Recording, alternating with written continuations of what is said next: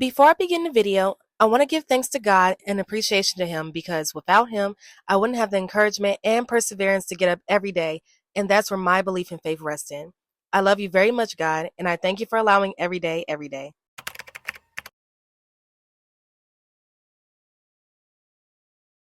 Hey dudes and dudettes, I hope your day is going just as sublime as your face. Welcome to my channel, The Jasmine Diaries, where I give my analysis and opinion on movies and TV shows, and every blue moon I may vlog from time to time. In today's video, I will be talking about the Descendants franchise, but in particular, Eevee. While opinions are more than welcome, however, there are boundaries within having opinions, which can be harmful. Please keep it respectful, insightful, and tasteful in the comment section if you do decide to comment down below, and the world will continue to be a beautiful place for everybody. Now with that being said, let's unpack this video. Descendants was truly a Disney DCOM movie reset in regards to how Disney usually manufactures their movies, and not in a good way, and unfortunately it descended. Ironically, it lives up to the name of the movie, no mistake about that, and it's like Kenny Ortega was trying to make another High School Musical, but this version was on crack. Kenny Ortega's direction in this movie crashed out, where it seems like he was trying to relive the glory days of once was a better version of himself in directing, because the only Disney movies that stood out in my opinion were only Cheetah Girls and High School Musical.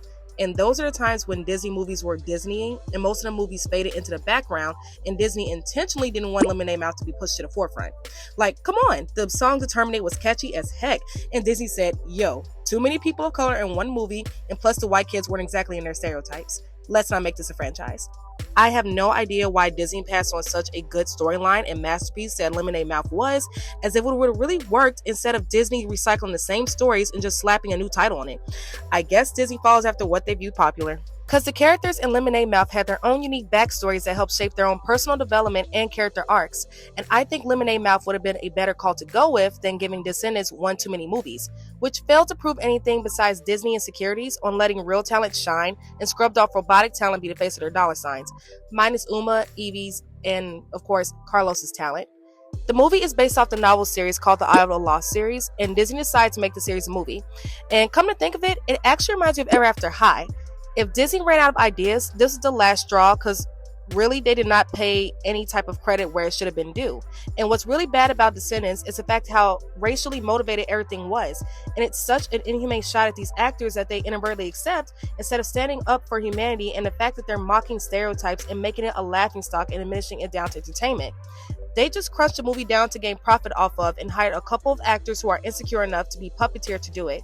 This comes as such an oversight to most people because they allow themselves to be blindsided by issues that need to be addressed and allowing their kids to be agreeable to insecurity. If you notice, Mal uses a lot of Black Ebonics in order to cement a level of quote-unquote real relatability to make you sympathize with an actress that compares a racial stereotype in a way to be cool when really she has no dignity or self-respect and had a chronic racial identity disorder throughout the entirety of the franchise. And Uma, who faced unnecessary microaggressions just for breathing while Black, was literally the exception for the diversity hire that they overcompensated the heck out of for that very reason, and truly made it a black and white issue between her and Mal, as if the other characters in Descendants didn't matter, because truthfully, Descendants didn't even have a plot. Mal was unhinged and made herself feel inferior off of how her own mother was treating her, and didn't even bother bringing her mother back so they can at least have a duel against one another, and could have had it where she turns evil or against her friends, to side with her mom for trying to take over the Isle and Ordon, and that's where her inferiority comes from, because Mal represents everyone who hates themselves just for how the way they're mistreated and feels the need to project so they wouldn't be in anyone's shadow. To top it all off, Ordon actually represents white stereotype privilege, where they are only taught one thing, that one race is considered subhuman from the other, and if we use our privilege, then maybe we can teach them how to be human like us. While the Isle, on the other hand, represented Black non-privilege, where opportunities often what you look like are not afforded to you, so they say. Because unfortunately, this world is mostly made up of a lot of shallow and insecure people, so that's the main reason why there's a race issue, and Ben of Ordon falls into that white savior trope, thinking that maybe if I sympathize with their harsh reality of knowing how nasty this earth can be, then sending a limo over to them to rescue them will make me a good person. All problems solved. Disney really did a number on this movie, and Lemonade Mouth is rolling over in its grave, proudly glad that it got the axe. Took them out of their would-be misery. I hope Disney learns from their flop era, but I doubt it. And I digress, I guess. Aside from the blatant disregard over a cool masterpiece that Disney should have stayed with, we're here to talk about Eevee. So we're going to talk about the other characters from Descendants that Eevee was close to and, was around, such as Mal, Ben, Jay, Carlos, Dizzy, and her man Doug, of course. Even though Eevee didn't interact with her as much unless she was with Mal, we saved the best for last, which was Uma.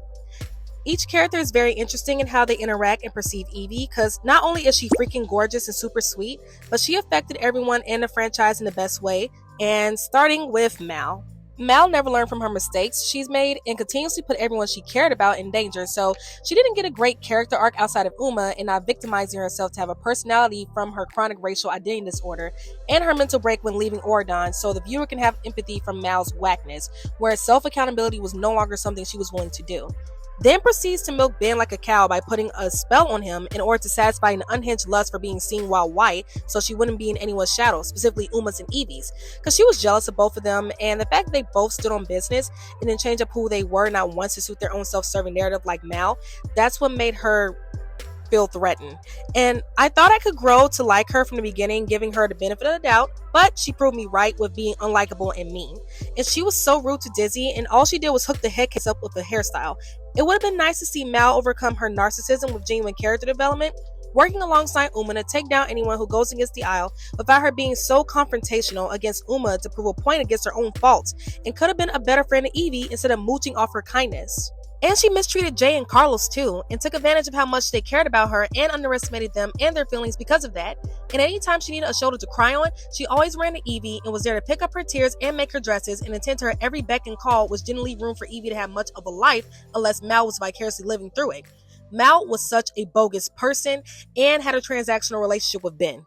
Ben was in charge of the whole show. He was just sitting back and letting Mal do all the work for him, just being the face of the operation, while Ben was the brains of the operation. Him and Mal do not look good together. They had okay movie chemistry, but nothing more than that. Ben looked nice with Uma, and he would have been content and satisfied with Eevee because she would have held him accountable, and would not allow him to mistreat any kids from the Isle or Ordon at the expense of patriarchy and personal feelings because he was actually the villain, and decided to use his position of authority given to him by his parents to instigate a misogynistic rivalry between Mal and Uma, who both have authoritative internalized misogyny as to why they were both pick-me's throughout the whole entire movie, and jealous of Eevee's beauty and kind heart, and how she would never allow herself to be a victim of circumstance, and was classy through and through. And Ben and Eevee would have worked because Mal was out for her own interests. And then Audrey was just a placeholder for what was agreeable to what people think he should be with, nothing more. To be fair on Ben's behalf, still holding him accountable, of course, he was spelled throughout most of the duration of the movie, which really raises eyebrows on his judgment call being fit to lead. And Mal should have been locked up for violating Ben's consent when she had spelled him like that, and she wasn't really sorry for it either, and she's such a sociopath. Ben could have easily rounded up all the parents and threw them in jail and made a truce between the Isle and Ordon and officially make Eevee queen of Ordon, and she was robbed of the opportunity of becoming queen, and there were literally Easter eggs when the costume designers had put crowns on almost every outfit she wore. And Ben and Mal should have apologized to Audrey. She was in the wrong of her behavior and having a tantrum because no one held her responsible for her spoiled actions, but Ben and Mal were in the wrong of how they came into their relationship because he didn't properly break up with Audrey and was actively pursuing Mal while he was still with her. He's so trifling for that, and the one that called it was Chad, as annoying and unmanly as he is, and he stayed loyal to Audrey too, despite how she treated him. At least Audrey apologized to everyone. Mal couldn't care less about anyone else's feelings, as she was there for her own bored amusement and benefit. Like, Ben really picks the gals he gets off with, and how the way he views himself, because he's literally a much more preferred version of Troy Bolton. Now on to Jay and Carlos.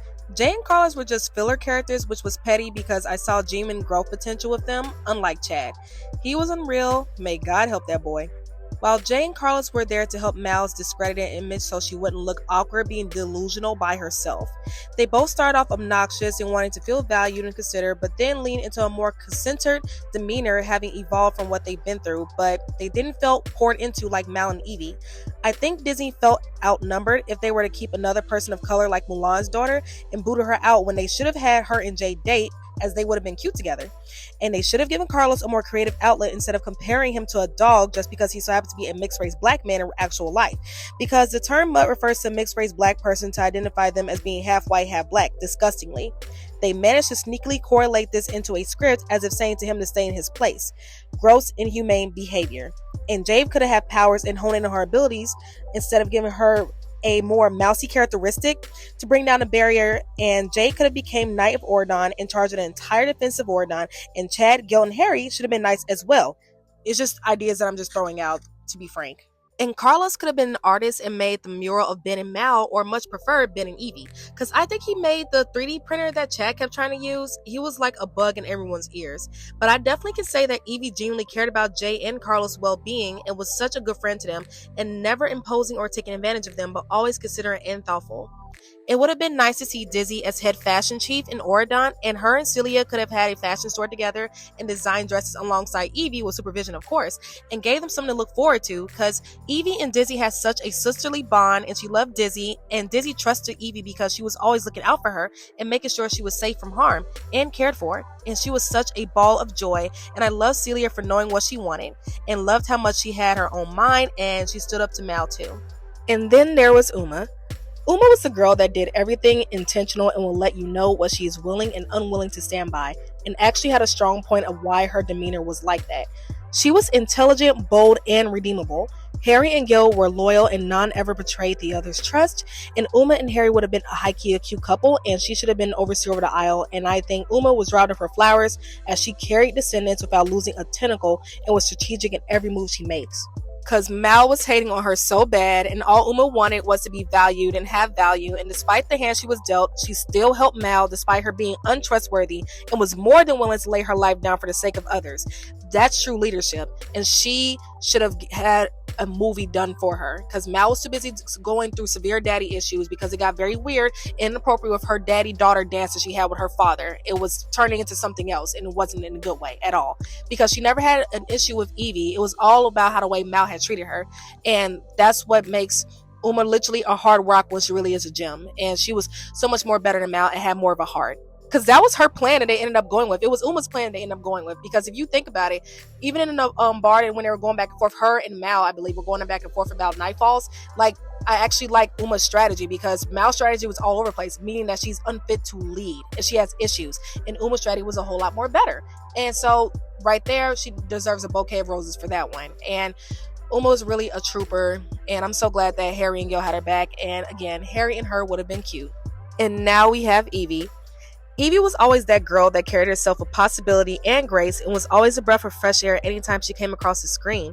She didn't shy away from a fight with a good cause, and was so classy to her approach with conflict. Her and Doug were a sweet couple that poured into each other and truly see each other without projections, and had a stable, healthy relationship where Doug loved to see Eevee shine, and they genuinely supported and trusted one another too. Because you really didn't see that throughout the entire Descendants franchise. Carlos, Jarlis, whatever you want to call it, they were pretty weird. And then you had Ben and Mal, that couple just wasn't it. And then the almost couple, which could have been Harry and Uma, and they just didn't want to elaborate on that because one is white and one is black, just had a racial issue. And you had Doug and Eevee, which were very cute, and it's just a shame that again, like I said, more of it should have been explored, because Eevee exhumed hyperfemininity while still maintaining a balance of independence and intelligence. And Disney was practically trolling the idea of her being queen as like a taunt towards the audience of something we genuinely wanted for her, as she had all the qualities of leadership that a true queen was. I'm sorry, you guys. Eevee was always centered with her emotions and saw a better outcome for all the kids on the aisle coming to Oregon, and even the kids that are already at Oregon as well. It would have been nice for Eevee to not have such a sidekick role, so she wouldn't overshadow Mal when she already did, when we know Eevee is her own person who very much can have a show of her own and do it in her heels and crown anytime. Eevee was just an all-around sweetheart, which made her sought after and loved. I am so glad you came across my video, and I hope you enjoyed today's content. I appreciate you guys so much for taking a gander on my channel. Feel free to express your thoughts in the comment section below, and if you'd like to keep up with any upcoming announcements, news, and posts and entertainment, be sure to check out my blog. The link is in the description box, and if you made it to the end of the video, comment your favorite thing in the world. And remember, without God, we all wouldn't be here. Well, that's all, folks. Have a happy rest of your day. Bye!